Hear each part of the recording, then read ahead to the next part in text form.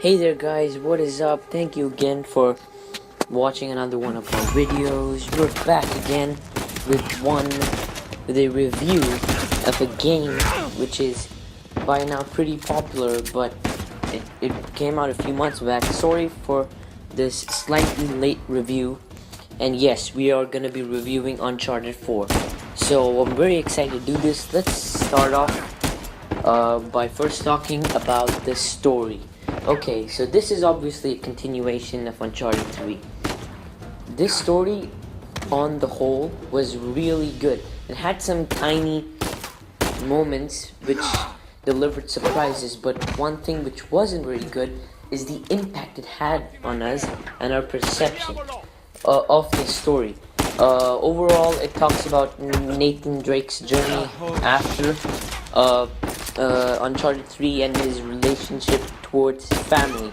Instead of being more centered around finding a treasure or fighting some sort of other group of enemies, this story is much more focused on Nathan Drake's own family and, like, for example, his brother. It really goes into depth on explaining his relationship with his brother and what they've been through, as well as Sully and Elena. So yeah, the story was really impressive. It wasn't anything too mind-blowing, but it was really good. I don't want to spoil too much, so I won't go into any more depth into it.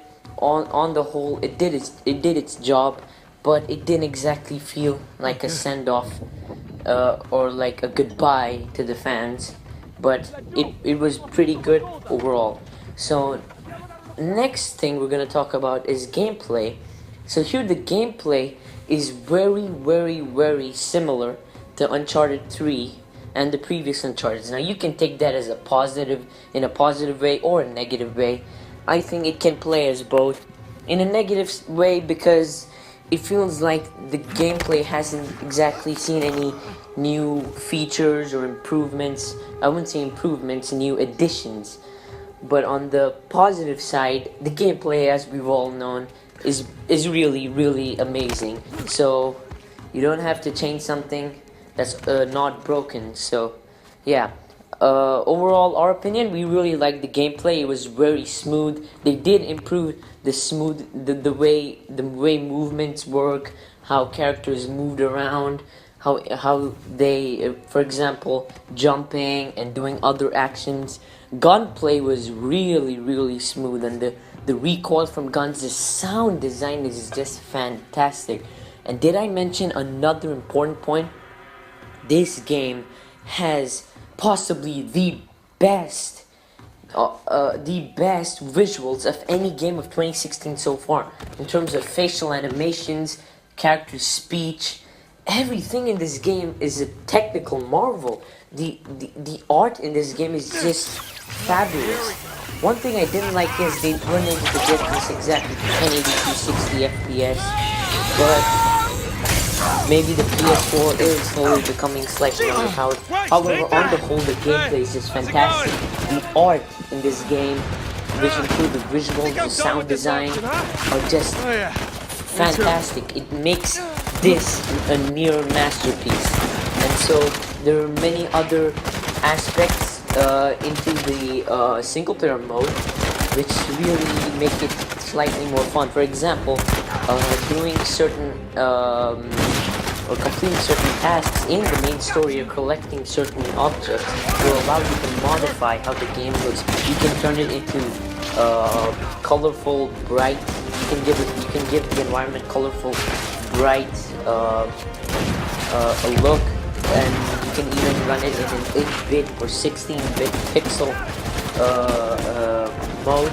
So there are these different multiple mods which you can do, and they were really amazing and very well welcomed. Now next, on to the multiplayer mode. Now, we did play the beta of this game, and when that came out, it was fantastic. The movements, the gunplay, as I said earlier, all factor into this very well, and there's almost nothing different from the gameplay which you get in the story mode versus here. There were many cool features like summoning monsters to attack enemies, calling in support, a support bot like a heavy gunner to take out your enemies, and those were really appreciated. When the final game came out, though, these aspects were still there, but the teleportation aspect of multiplayer makes it really annoying sometimes and added to the lack of fun or kind of it basically added a feeling of irritation while playing the game, and so that's one thing we didn't like a lot. There were many players spamming one move continuously, for example like teleportation like I mentioned earlier, and there were other tiny annoying things, but these were mostly player sided things. In terms of gameplay, the game is fantastic on the multiplayer end, but one thing that we do have to mention though is that in a couple of months this multiplayer community might probably slow down, because this is generally a single player game and people buy this for the single player experience, so that's another thing. However, as we mentioned earlier, on the whole, the multiplayer gameplay is fantastic, and yeah.